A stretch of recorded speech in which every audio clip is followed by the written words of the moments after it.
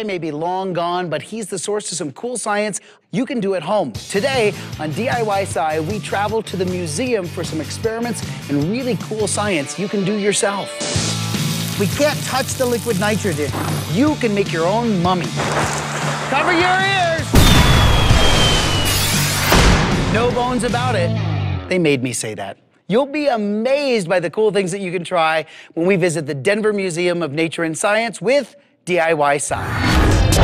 I'm Steve Spangler, and I love blowing stuff up with the power of science. I'm gonna show you how you can do it yourself. Bam! You can harness the power of science in your own home with DIY Sci. Yeah!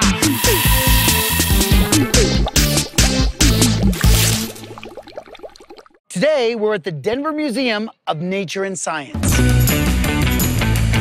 For more than 100 years, it's been one of the major museums in the country, where you can journey from prehistoric times to the age of the pyramids to outer space.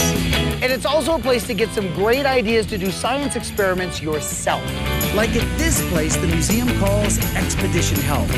It's a space where you can find out how your body works, what keeps you healthy, and what can make you sick. What can make you sick? Bacteria.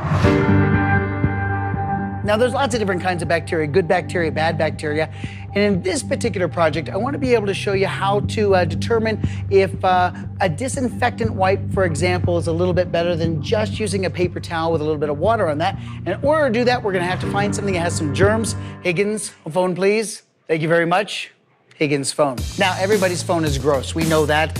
My job is to try to see if I can get some of that bacteria. We can grow some of the bacteria, and then we're going to clean part of the phone and see if the bacteria is as bad as if we clean it with a disinfectant wipe. It's important to put on some plastic gloves. Now we need to find a place for the bacteria to grow, and we're going to use these Petri dishes.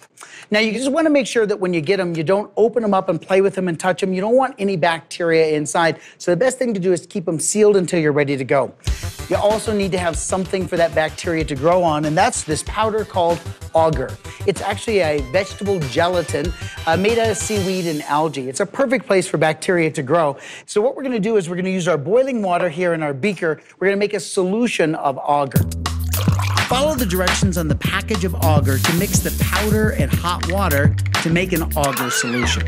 You're going to take this now, and you're going to pour this into each of the Petri dishes, and you're going to let this sit off to the side and completely solidify.